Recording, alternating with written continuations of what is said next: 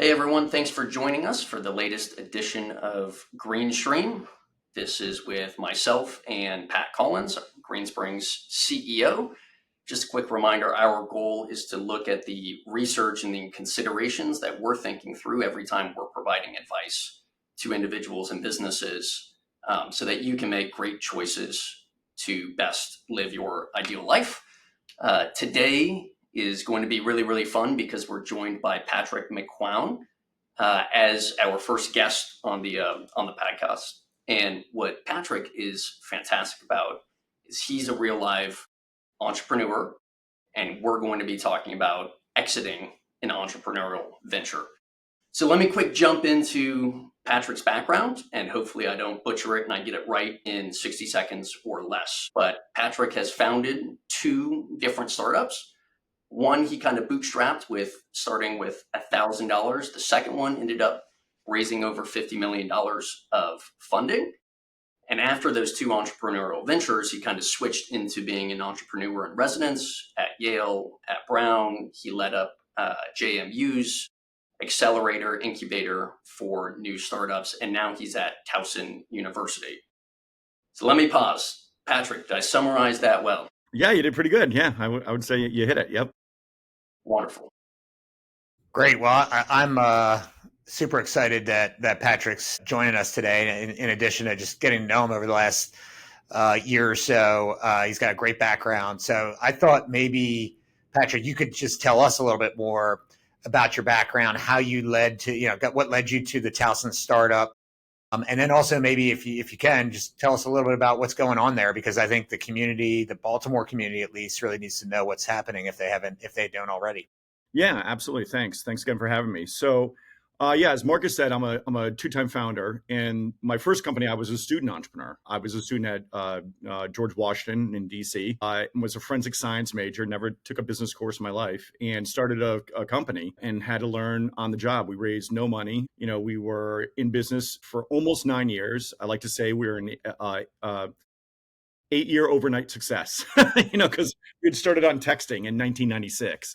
And then obviously with American Idol and all that, texting became red hot. So we were a kind of train going downhill at that point. And what really kind of led me to here was I didn't plan post exit on either of my companies.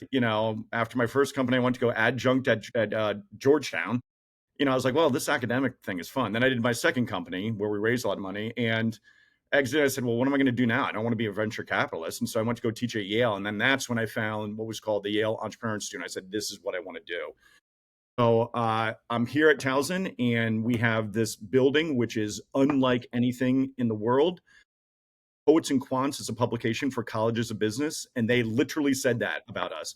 They wrote an article entitled Unlike Any Building Anywhere in the World and wrote all about us. And so what we have is three kind of main things. The first one is free co-working space. No membership, no fee, no affiliation with the university, and it's free. Open 5 days a week, 8:30 to 5:30. Just come on in, use the free Wi-Fi, use the lockers, use the LCDs, use the 500 power outlets, and it's just a great, great space. And then we have 6 conference rooms that are complimentary for any organization to reserve, 5 or more. They hold anywhere from 25 to 85 people. They all have 100-inch smart screens and mics in the ceilings and speakers in the ceilings. And then upstairs, we have 10,000 square feet for ventures that go through our accelerator and complete our accelerator. So that's open to anybody in the state. And if they get in, it's 8 weeks, June and July. We give them $10,000 equity free, put them through a whole bunch of founder-specific programming. And then they can move into our building and have 24-hour access to the building and access to me and the staff afterwards. That's really cool. I think one of the things I'm excited to talk about is not just, you obviously have some personal experience exiting business, but now you've been working with these companies that go through the accelerator program and you've seen what's worked, what hasn't. We have at Greenspring probably over 200 clients that own or run businesses. And at some point we'll probably be thinking about an exit. So I think hopefully this will be a great resource for them. But maybe we could start with this, just this idea of exiting. And you've probably seen exits go well in some cases and maybe some not go so well. So curious from your perspective of where you've seen exit planning fail, where it hasn't worked. Yeah, so the biggest thing is founders treating it like a last minute decision versus a long-term strategy, because it should be part of your long-term strategy, right? So they go through an acquisition and they realize that their finances aren't tight and right, as I like to say, their cap table's a mess, or they don't understand the tax liabilities, so they end up leaving money on the table. We talk about in programming how FanDuel sold for $450 million, right? Almost $500 million. The founders made 0 cents. Both of them did not make a penny, right? And so, you really got to understand your cap table. You might sell for a big number only to realize that the deal wasn't structured the way you wanted, and it crushes you with taxes or leaves you tied to the company longer than you wanted. And then there's a team. If they don't prepare their leadership for life after the exit, whether that's employees or cultural shifts, then it can lead to chaos post sale. So the best exits, right? They're planned, they're intentional, and they're thinking years ahead, and they're surrounding themselves with advisors and structuring the deal so they get the most out of it. Yeah. Pat, I'd love to hear from you as well. I mean, these are things that we're going to build off of everything that was just mentioned. But Pat, where have you seen exit planning fail as well? Yeah, it's a great question. It's probably very similar to Patrick. I think also, and I know this is something we're going to talk about a little bit, is whether or not your business is actually saleable. Sometimes people think that there's value there, but they're really maybe just a consultant, and the business just revolves around them. And when they're no longer there, it doesn't exist anymore. So I think that's an area we've seen it fail. Certainly, when there's lots of parties that own the business, we've seen some issues with that too. That there can be just disagreements within a partnership or some sort of a group of investors, and that can cause a splinter, and the firm can split up in different ways. So there's definitely an alignment on like leadership and ownership that needs to happen, I think, for a successful exit, but then also just making sure you're building something that somebody's going to want to buy at some point. And that maybe is a good lead in, because I know Patrick's got some thoughts on this, to kind of get into what does that really look like, as far as what are the types of businesses out there that, you've seen maybe that are more lifestyle focused versus actually more investable by others, kind of from a focus standpoint. Yeah. So that's this this new term, lifestyle business, I find almost offensive. Right? Like, let me get this straight. You have a business that generates profits and has been in existence for 10, 20, 30 years and never took any investments for equity, and they're calling that a lifestyle business. That to me is a successful business, right? So the ones that are investable, we're talking venture capital, professional investors, you got to know what you're stepping yourself into. And most founders do not. And that's a lot of what we concentrate on in the Accelerator. They're going to give you $1 million, but they have preferred shares. You have no control anymore. I like to say that 90-page document they're going to give you, you have every single word in that 90-page document is a right you had and is now a right you lost. And so you can't sell the company without their okay, and, pay yourself and a whole bunch of other things. And so, yeah, I've seen a $360 million acquisition deal that I was a part of, where we had to merge with another company, and the $5 million investor from a venture capital firm said, we're not taking this deal, and fired the CEO and got rid of it. So, just know that if you're taking a venture capital deal, you better be $1 billion company in about 5 to 10 years. Otherwise, that's it. It's a billion or bust, basically. Yeah. When you think about venture capitalists, what they're looking for, they're institutional investors looking for institutional type returns. Mm-hmm. And you just really have to understand what type of buyer they are. Before we jump into some of the different categories of buyers, maybe I'd love just to talk about this builder versus seller mentality. And you were talking about have to plan ahead of time for a sale, but that's a little bit different from a lot of people are thinking, hey, I just want to be focused on building my company. So what's that builder versus seller mentality shift that kind of occurs? Yeah. So with the caveat that you can't take it personally, right? Because the biggest shift is you come to the realization that what made you a great founder is exactly what's going to annoy them, right? Because as a founder, right, you're all about vision, you're about growth, you're about making decisions that might pay off in 5 years. But the buyer, they care about one thing: can this thing print money now without you? And so, yeah, I treated my companies like they were my firstborn child, right? The buyers come in and they're buying a used car. They're kicking the tires, they're checking under the hood, they're trying to figure out if they're getting a lemon. Your job is to make sure, yeah, you got a clean tile, you got a fresh wax job. And that definitely doesn't require you to be in the driver's seat for it to run. And that's just a shift paradigm for everybody. It's interesting. Leading up to part of the impetus for this podcast was Patrick had asked me to come into the Accelerator program and speak to a lot of the founders there about their potential exit and what they should be thinking about. And one of my initial things that I told them was, the more you can get to a point where are no longer required to be in the business to run it, the better and more valuable it becomes. And that really was a head scratcher for a lot of the founders, because they said, we've been taught that our business is an extension of us and we should be the ones really kind of out there promoting it. And I said, I think that's right, especially in the beginning. But as you grow it, if the business is entirely dependent on you being there every day to manage it, it's less valuable because there's just too much risk there for outside capital to come and say, well, if this person steps away, this business goes to zero. So I think for a lot of our founders and entrepreneurs and clients, I'm sure one of the things to be thinking about is how, as hard as it is, because Patrick, I'm a founder as well, just like you are, and it is like my baby. As hard as it is to step away, the more valuable it becomes when you can actually do that. Mm-hmm. So. Yep. And we talk a lot about that. I don't know where I got this from, but crowning the company, not yourself, right? So you got to take the crown off yourself at some point in time and put it on the company, and that becomes everything that you're celebrating, everything. I'd love to maybe just understand, venture capital is one way, but who are some of the different buyers out there? And what are the different types of buyers that individuals might be exploring selling to? Yeah. So buyers aren't all the same, right? It's not monolithic, right? They're like first dates, right? Some bring flowers, some bring red flags, and some are there just to waste your time, right? So for example, like a strategic buyer, right? This is somebody that's looking to swallow you whole, right? They want your product, they want your customers, or maybe they don't want you competing with them, right? They'll pay more, but the problem is you're going to be absorbed into the mothership, and your brand might not survive the process. And, welcome to corporate bureaucracy, right? Then you got PE buyers, right? Private equity buyers. They don't love you. They just want your cash flow. And if you're profitable, they'll buy you up, right? And optimize you and flip you like a house on HGTV, right? That's what they're going to do, right? Whereas venture-backed buyers, right? And I had a ton of offers from venture-backed buyers.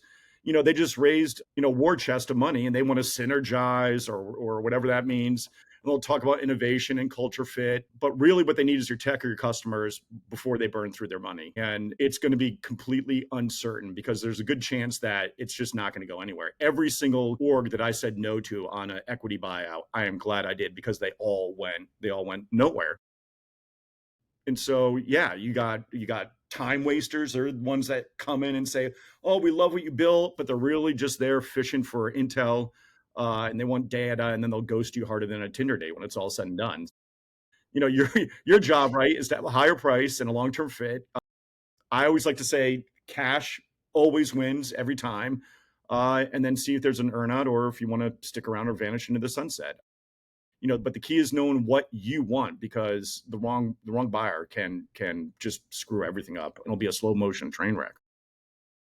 Yeah, I have maybe a cautionary story there of a client that ultimately sold to private equity. And obviously there's a lot of dollars at stake, but the private equity firm was going to use this business as a platform essentially to go out and acquire lots and lots of other businesses just like them to build it into this much, much larger organization, which they did. My client remained on as the CEO, but just this challenge of going from kind of making these decisions, being in charge, to all of a sudden being dictated to a large degree, and losing this thing that had been part of your life for your entire life. You built it. It was a child that you kind of had raised, and all of a sudden it was gone. And he really, really struggled with it. And it took about a year. He went through this really, really hard depression. And it was a horrible, horrible story. He ultimately committed suicide. And I look back on that, and he was just an amazing person. But I just look back on that, and I think that there was probably some other things at play, but that was a major factor in it, was just this feeling of loss that he had after he sold the business. And so I think if you're building something, I think just preparing yourself mentally and psychologically for losing it, if you're planning on selling it, if that's really what your end game is, because Patrick mentioned before this idea of like a lifestyle practice. or a lifestyle business as almost like a dirty word, like, oh, that's not investable or whatnot. Some of the most successful people have those types of businesses, and they can just maintain them and generate really great profits, and they can bootstrap it, and they don't need to bring in outside capital. So I think it's just something really interesting to think about as an owner, is it doesn't have to be the end game is to sell to some big aggregator or private equity firm or other strategic buyer. You can maintain your business and have internal succession as well. That's another opportunity to do exit plan. Yeah. What a terrible story. I just think about how every time when somebody's going through this process, it's all about the business. It's all about the business. It's all about the business. But what really matters is also, what do you plan on doing next? How do you want to stay involved? How do you want to maybe not stay involved? So maybe I would just love to hear about how you incorporate your own personal kind of financial picture or your own personal game plan into some of these decisions, because at the end of the day, when you do a transaction, something's going to change. And so how do you prepare yourself for whatever that change is? Yeah. So this is like the stuff we refer to in the Accelerator as, you got to get tight and right? Your financials have got to be in order, right? Nobody wants a mystery novel, right? They want a clean spreadsheet, a clean cap table. That's not what they want, right? No, well, we're creative bookkeeping, or we'll explain it later. That does not work, right? As Pat said, and I will double down on, you have to remove yourself from the equation, right? And make yourself replaceable, as much as that's going to hurt your ego. Your cap table has to be absolutely tight and right. No buyer wants to negotiate with your buddy from college that owns 2% just because, right? You got to check your contracts, right? You're going to set up a war room. You're going to go all through all that stuff. And so if you got handshake deals, that's not going to do anything. And nothing kills a deal quicker than due diligence nightmares, right? Got to make sure you have no skeletons in the closet, right? IP disputes or ex-employees lurking in the shadows with bad, stuff about you. Handle it before, because they will find out. And then lastly, it's all in the story, right? And ask you why you're selling. Your answer is, I don't know, it seemed like a good idea. That's a red flag, right? Have a clear, compelling reason, growth, timing, market trends. Don't just say you're tired of running the business and want a nap, right? And so, and the last thing is, be prepared for buyer shenanigans, right? They're going to lowball you. They're going to dig through everything and act like your life's work is barely worth their lunch money, but stay cool and don't take the bait. So you want it to look like a dream acquisition, right? Not a fixer-upper. And so that's really it. One of the other areas, I think these are great points, and I think the theme there is like, get your house in order. Just make sure everything is really, really tightened up. And one of the things I've seen, talked about where things fail, but if you have a business that is highly dependent on key people, we have a great executive team. We have, and that's what they're kind of investing in to some degree, is like the people are going to be around. Make sure you have good employment agreements with the people that you have, because a buyer is going to want to see that stuff. Can they walk out the door day one and go start another competitive business against you? Can they take your clients from you because your key people don't have employment contracts with you? So just making sure, and some of that happens. That's just a lot of things that build value in businesses are just good common sense ways. Even if you're not going to sell your business, anything you can do to increase the value is probably going to be really positive for your overall success as a company. But those are things that you probably don't want to wait until 2 months before you're looking to go to, talk to an investment banker, for example, to say, oh my gosh, we need employment contracts from everybody at the firm. Well, good luck on that one, because people are not going to want to sign that and lock themselves up without knowing what's going on. So I would just encourage people, build the business as if you were going to sell it, even if you have no plan to sell it. So make sure everything's tightened up right from the get-go. Yeah. And you're mentioning, where to turn to for advice, right? Things like investment bankers.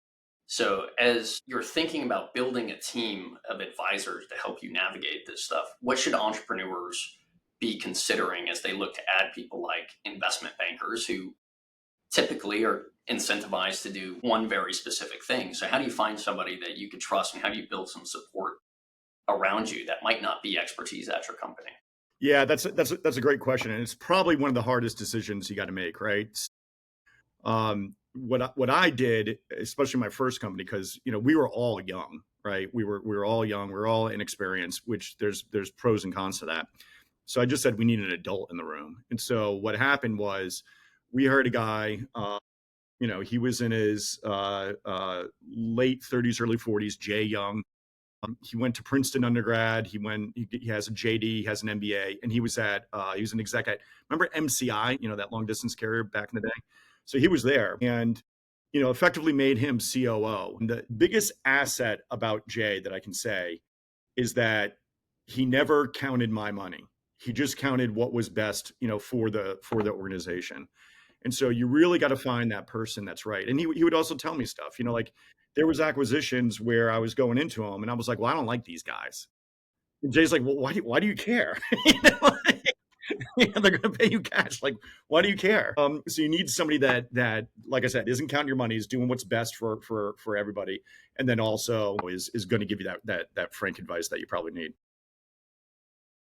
One other thing I'd mention on that, obviously, just for our listeners, investment bankers, Marcus mentioned, they have one job, and that's basically to sell your business and hopefully get the highest price possible with the best fit and the best deal structure, basically. But one thing I've noticed, I'd say, gosh, probably over the last 5 years now, that's been more and more prevalent is specialization in that area, meaning that if you own an engineering firm, which is now being purchased by private equity firms, there are investment bankers, that's all they do, is they just sell engineering firms. And there's some level of comfort that comes with them knowing all of the major players, all the different PE-backed sponsors that are out there that want to buy an engineering firm. And I think engaging with them, if you're a founder, engaging with those people, even well before you're thinking about selling, to get to know them, start to look at the deals that they're doing, see if they talk to people they've done deals with to make sure that they're trustworthy. But to me, that can add a lot of value, is having some specialization versus just a kind of a normal old like business broker, investment banker that's, one day sells a trucking company and the next day they're selling a medical practice and the next day they're selling a restaurant. Those are a little bit more challenging. And I just think that the network of people that you can kind of touch if you have specialization really helps. Yeah, you alluded to deal terms. Earlier, we were also discussing how is it possible that two founding entrepreneurs can sell their business for $500 million and walk away with nothing. One of the things I'm always shocked about is the more in depth into finance you get, the less it's about building a great business and the more it's about really understanding legal terms, liquidity provisions, preferreds. So let's maybe just talk about how can you make sure that you're protecting yourself? How can you understand implications on your cap table today into the future? What does that look like? Yeah. So the first thing is, especially for venture-backed companies, you got to remember that your goal is the complete inverse of their goal, right? Your goal is to give away as little of your company for as much money as possible. And their goal is to get as much of your company for as little as possible, right? And like I said, you're going to have this 90-page document. For example, there's ratchet and then there's full ratchet, right? And in the Accelerator, we do scenarios where look at the distinction between just having that one word, full ratchet, in there compared to ratchet. I've never met a founder that knows that stuff because the lawyers aren't explaining it to them properly. And then you don't want to pay a lawyer who's, again, got the inverse of you, which is you want to learn as much as possible, as concretely as possible, without it being obtuse, and as quickly as possible, where they want to be somewhat obtuse and giving you just enough that you're coming back for more and all that type of stuff. And so there's a saying that founders don't understand their cap table their first time around. They have an exit, then they understand it for the second time around. We work in the Accelerator on making sure they really, really, really understand their cap table. And the reason those founders didn't make a cent was because they did not have the right person on the outside to go and tell them, if this happens, then you will make this. And, last thing I'll say is, employees get options, right? I did a deal with one of the companies that I helped where they acquired a company, and the two founders were UPenn. They went through Y Combinator. One of them, their father was a Manhattan district attorney, right? They signed this paperwork, and then they didn't realize that they were going to have to come up with $400,000 each, to acquire their shares. And it's just amazing to me that people sign options paperwork and don't understand how it works. Yeah, someone told me, and I think this is true, is that you only sell your business once, but the people that you're negotiating with do this every single day. That's their job. And so if you think you can negotiate with them and you have some sort of edge, or you have something that you know that they don't, you don't. Like you need somebody who also does this every single day for their job, whether it be a corporate lawyer, a really good investment banker that you trust. But getting the right people is so important. But, I think the other part around structure and deals is something that I see a decent amount is cash versus equity versus debt. I mean, there's all sorts of different ways that can structure these things. It's the old term, the old adage in business. It's very, famous, is that you tell me the price you want, I'll tell you the structure that I'm going to put on it, basically. Meaning that, yeah, you want a high price, great, but we're going to put all this different terms in there that's going to make it really difficult for you to hit that price. Or if you do, it's going to be really good for us too, basically, because you've grown so much through that stretch. So I think understanding, I mean, the way I usually try to explain it to people is cash up front. The more cash up front, the less risk you're taking. If you have to take anything that's going to give you cash later, like they want you to hold a seller note, they want you to hold equity in this new entity that you're basically merging with or buying. That's just risk, because you have lost control to a degree of your business, and now you are hoping that on the backside there will be something there. And sometimes it's good risk. I've had clients that have made out way better by getting equity in the new business than by taking cash. But they also recognize the risk. They had enough capital for themselves personally to be able to say, I can take that risk, versus not taking enough off the table and then saying, I hope this works out, because ultimately everyone who's started a business knows how hard it is. It's really hard to do that multiple times. Yeah, let me just give you a quick story that I won't mention names, but it's very kind of apropos to what you're talking about. So I had a friend that I mentored, and in 2017, his company was the number one app on the iOS store, the Apple iPhone store. It was the number one company, and they raised no money. The number two company had raised $220 million. So clearly you want to be in his seat where he's raised no money. And he got purchased by Barry Diller's company. And he called me, and I said, leave now. I said, leave now. Now, like, the cash you have is the cash you're going to get. These guys are professionals. You're not going to hit those goals. And right now, you are the shiny object. You're the guy that says, I got the number one app on the iOS store, and I raised no money doing it. Your stock is at an all-time high. And what ended up happening? He ended up hanging around for 5 years.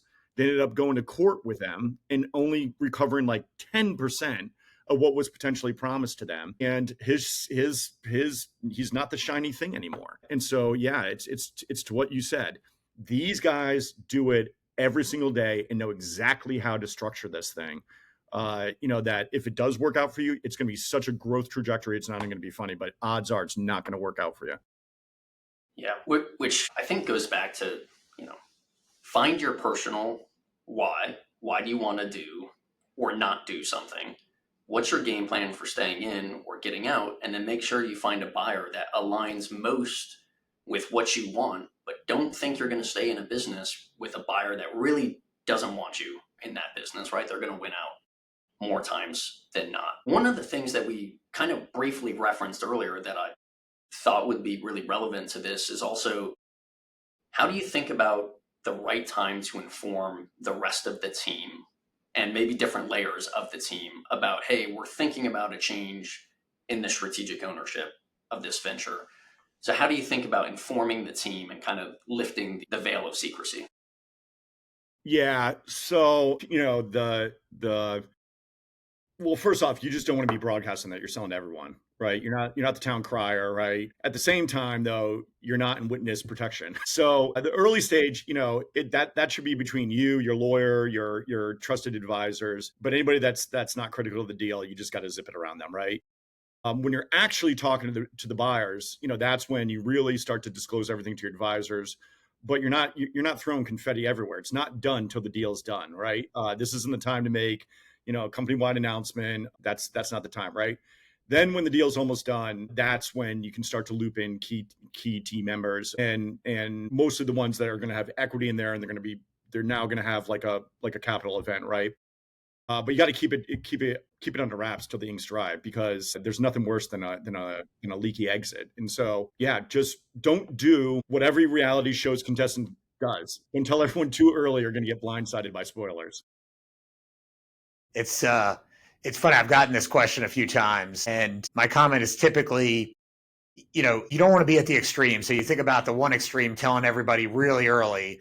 Well, I don't know what the probability of these deals happening are when when you're first starting to talk to a buyer, but can you imagine being an employee at an organization where every 3 months or 6 months, the owner's like, hey, by the way, I think we're selling, we got this great buyer, and then it falls through? I mean, to try to keep good employees through that, it's just such a dangerous way to kind of run it. The other side of it is, obviously, you don't want to probably wait to the last day and be like, hey, by the way, and people have done this, but tomorrow we're selling to so-and-so, either A, you've got a job or you don't or whatnot, and no runway at all for people. So I always tell people, I think there's a cultural issue to this, which is, are you the type of organization that tends to be very inclusive and you like to involve people in the kind of discussions and get opinions?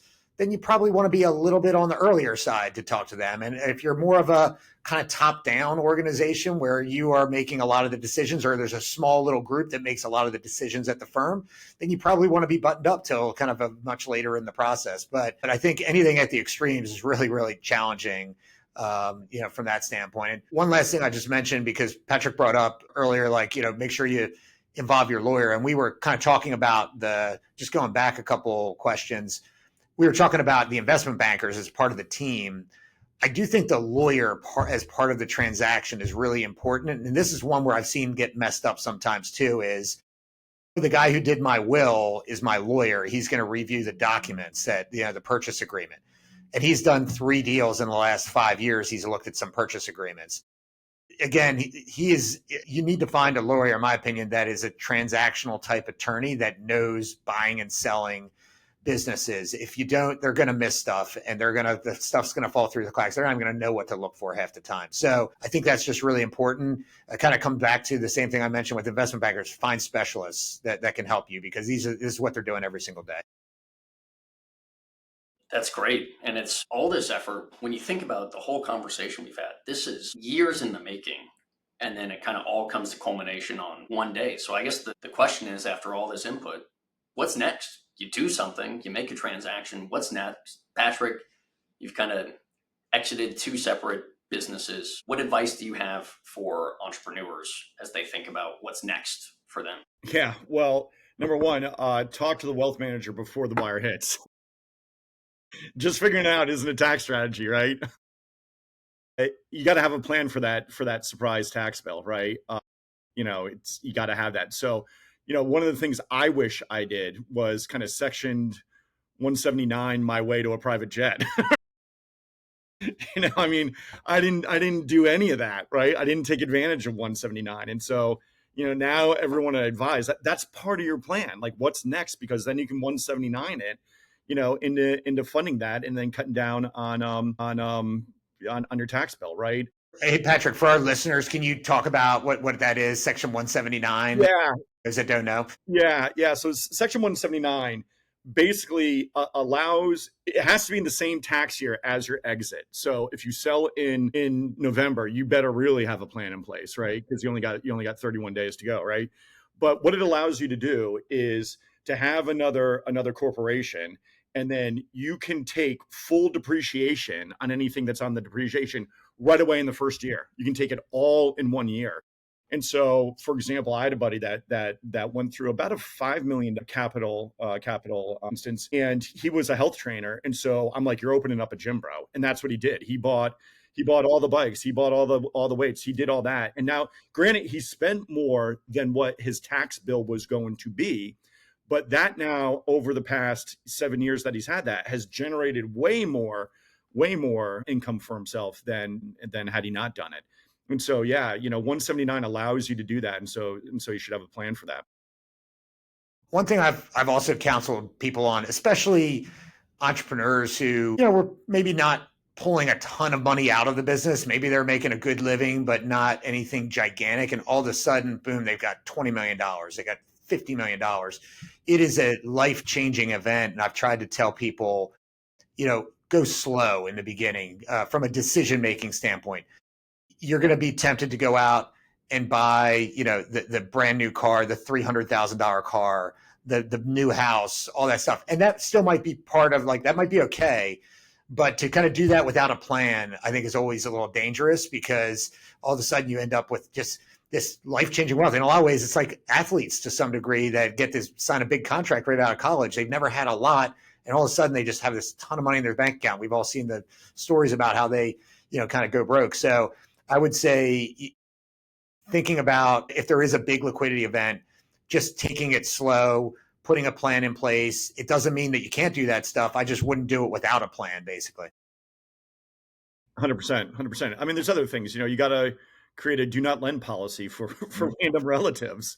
I mean, I was relatively young. I was only 33, and I'm getting a call from my aunt that I don't know very well on my dad's side. I've only seen her a few times, and she wanted a loan, and she referred to me as the money guy. And no, like you can't have that thing. And then you kind of have identity crisis, because your whole life was, in this company. Now you're walking away. And so, selling's great, but keeping your money is even better. So do some planning before the wire hits. So Patrick, one of the things that strikes me is that you've done 2 exits, but you've done them really well, in the sense that you've kind of transitioned to almost like a different career to some extent, but it's in the same vein of like entrepreneurship and helping people. So how did you come to that decision? Because I think that's something I've seen with a lot of founders that have sold, is kind of a lost sense of purpose and not knowing exactly what to do next. And some will get into consulting, some want to kind of get back into the game somehow. But how did you think about that? Was that just kind of fall in your lap? Was that something that was very purposeful on your end? How did you do it? Yeah, that's a great question. So, the first time I was like, oh, I'll take a year off, and I had nothing to do. I mean, I was on a nonprofit board, and I cannot sit idle like that. That just doesn't work, right?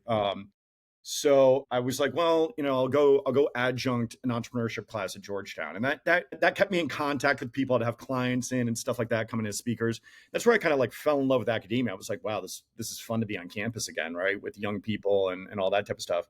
But I didn't think of it as a career. And then, did the second company raised all this money, had that exit, was living in Connecticut. And typically, so I was in my young 40s at that point. That's the perfect time to go be a venture capitalist. Here's what they don't tell you about the venture capitalists. You act like you're the Kardashians. You're really the personal shopper for the Kardashians, right?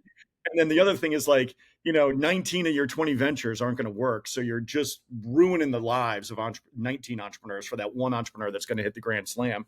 And that didn't interest me. So I went to go teach at Yale. And that's where I found what was called the Yale Entrepreneur Institute, and just, really was like, this is what I wanted to do, and just kind of applied, my skill set to break into it, as a executive director. And so, I love it. It's the best. And, I firmly believe that making a shift in your career in your 40s is actually a good idea for everybody.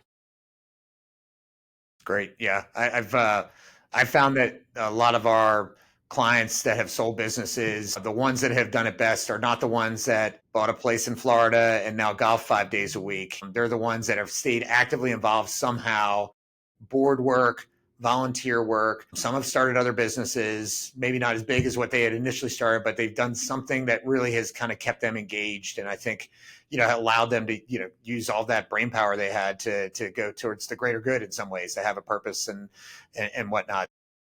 How difficult has it been for you to go from building something to now advising a lot of people? And I would think sometimes that could be tough to say, like, gosh, just get out of the way. Let me do this, because I can do a whole lot better. Does that ever come up, or is it pretty easy for you to transition to that role? Not really. I mean, I kind of considered this my third startup, right? When they recruited me, they said, well, we're going to give you this building. And what the original president, Kim Schatzel, wanted was totally different.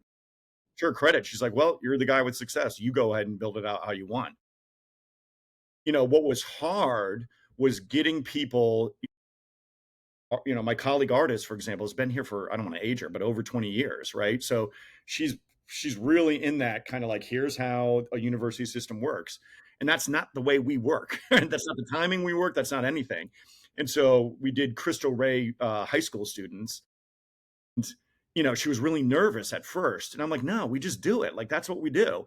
And so it's the final day where they're giving their pitches. I'm like, how you feeling? She's like, just F it. We're going to do this. I'm like, yeah, that's what we do. Right.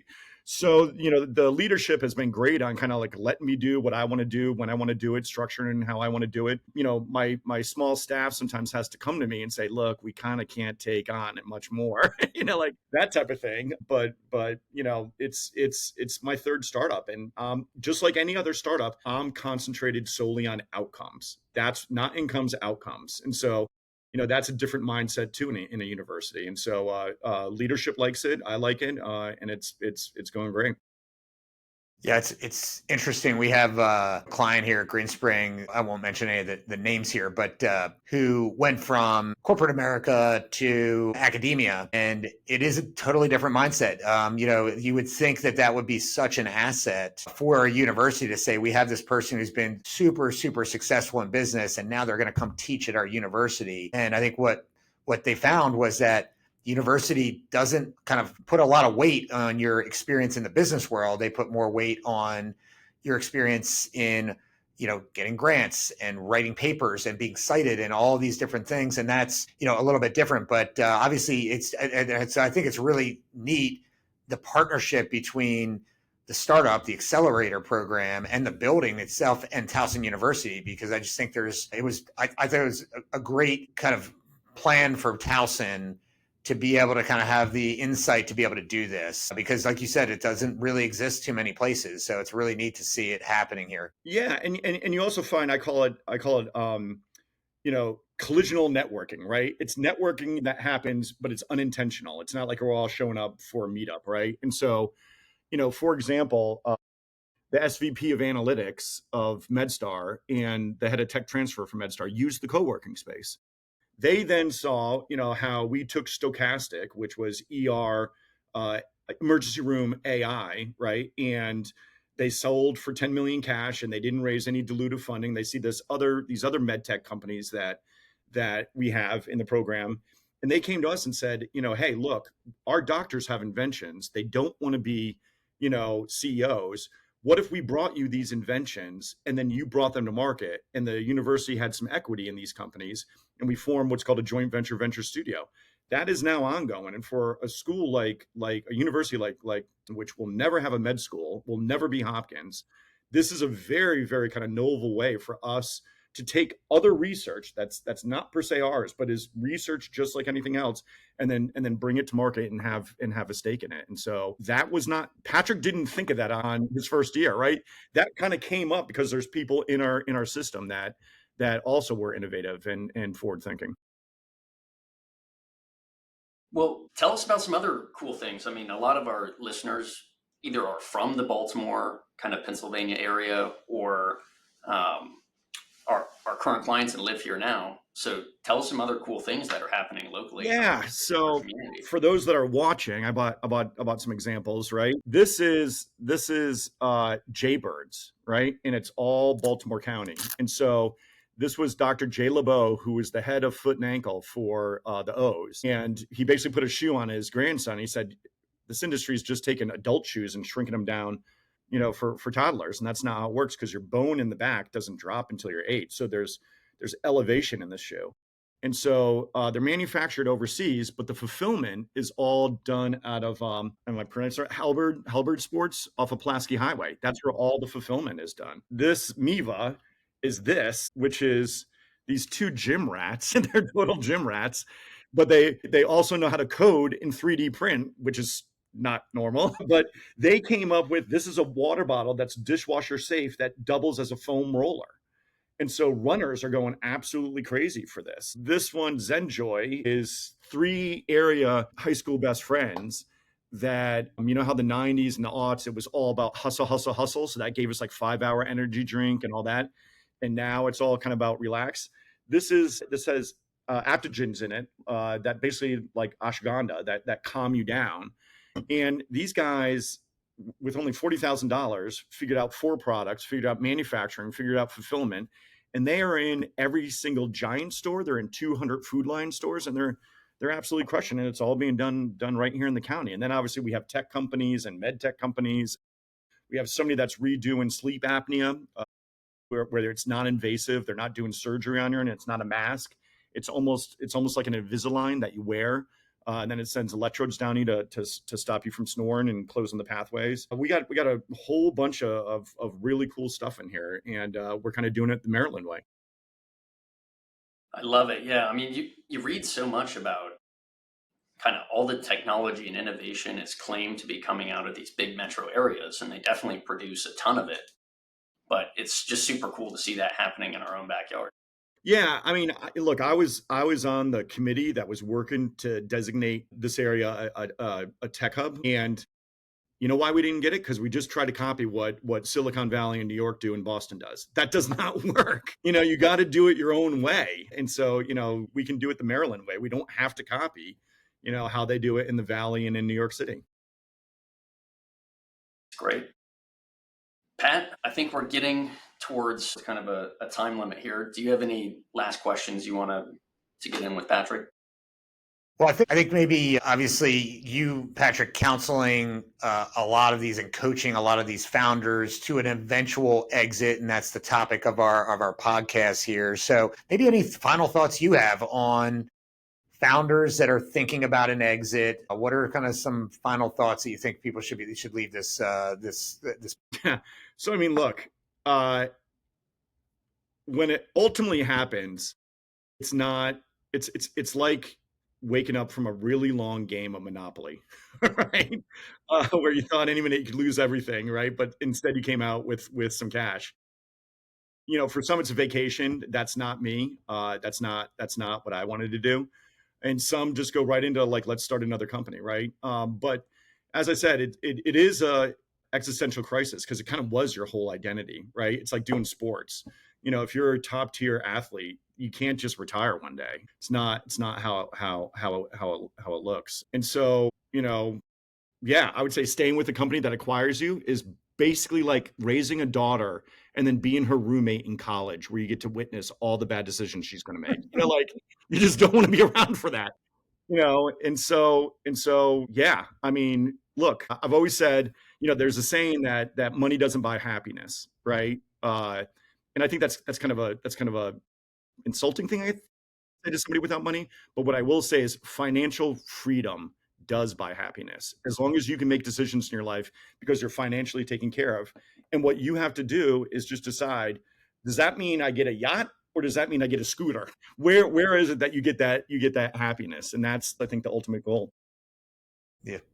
That's great. I think the thing I would add, we really kind of touched on this, I think, throughout the whole podcast, is just really knowing yourself through this process, knowing what you want and don't want out of this process. If you are looking to exit and the goal is to get a check, I would think about what's next for me. What is it that I'm going to get? How am I going to get fulfillment? Because obviously none of us can die with it. Obviously there is an element of money that does provide some level of freedom to people. But then on top of that, you still have to live your life, and you have to, hopefully do the things that you want to do. And if what you want to do is run a company and you just sold it because you think that's what you're supposed to do, you might be unhappy. Or maybe that's the plan, is you are going to start a second company. So I think just knowing yourself, spending some time thinking about just that question, what do I really want for myself? What do I really want for this business? It can prevent so many headaches that I've seen happen, that people just have it. They've been so go. And then once you get in the midst of a deal, it feels like all you want to do is get the deal done. And a lot of times you don't stop and think, like, is this really what I want? So I would just caution anybody that's listening, that's thinking about this, spend some time with yourself, spend some time with your team, with your family, talk about this stuff, talk about life after an exit. Is that really what you want? And then if it is, great, then do all the stuff you need to do to get your house in order. And the last thing I'll say to what you said, Pat, is outside of just knowing where your personal happiness is. Somebody else said this, and I forget who. Money's a bit like manure. When you pile it up all in one place, it tends to smell and it's kind of gross. But if you spread it out, you can grow things. And I think that's the other thing is, just think about how do you spread out that money and have, a positive effect on something other than just yourself. And that can come from any number of things. Absolutely. Let me just ask one last question, which is, if people are listening and they're super excited about your story and what you're building here in Towson, how can they stay in the loop as to what's going on with you? Yeah, great question. So on our website, there is there is a kind of sign up for the newsletter and our events. Obviously we have the showcase with the Accelerator, but we also have a night where you get to meet the cohort, and we have a happy hour where you just get to come in, you get to see who's in the Accelerator. We do speaking events that feature entrepreneurs, and then we also do work with high school students. There's any number of ways that people can see it, get involved, and participate. We have there's other people that are starting a fund that invests directly into some of these companies that come out of the Accelerator, and we're not doing the 220 model, which we don't have to get into now, but that's why VCs have to hit a grand slam, and we're not going to do that. We're going to do it the Maryland way, where we don't have a carry and we don't have a management fee. And so there's a lot of excitement around that. And just come on into the startup, come on into the building. I like to say nobody walks in is just whelmed. They walk in and they're like, holy moly, this thing exists, and it's just absolutely crazy. And it's like nothing else. And so come see it. It does not disappoint. I will second that on all fronts. Being someone who works across our Greenspring advisors across the street from the startup, the building itself is worth just go over and walk in, because it is impressive what they've done, and the fact that it's free to the public. If you're in business and you need a place to work, or you need a place to kind of meet with your team, and you want to get off campus, it is a really, really cool spot. So I would encourage everybody, and the showcase events that they have with the Accelerator. Just such a really cool thing to see innovation working at a really early stage in a business. Sometimes if you're in business, you forget about that stage. At least I do. It was 20 years ago when I started Greenspring, and I remember the excitement that I had. And you get to see that in people's eyes, and how they talk about their products and what they're building. So it's just a really cool, special place. Well, Patrick, thank you both for sharing expertise for how entrepreneurs can think about planning for an exit, doing the deal, and then life after the exit, and innovation in Baltimore. All right. Thanks so much, gentlemen. Thank you. Thank you.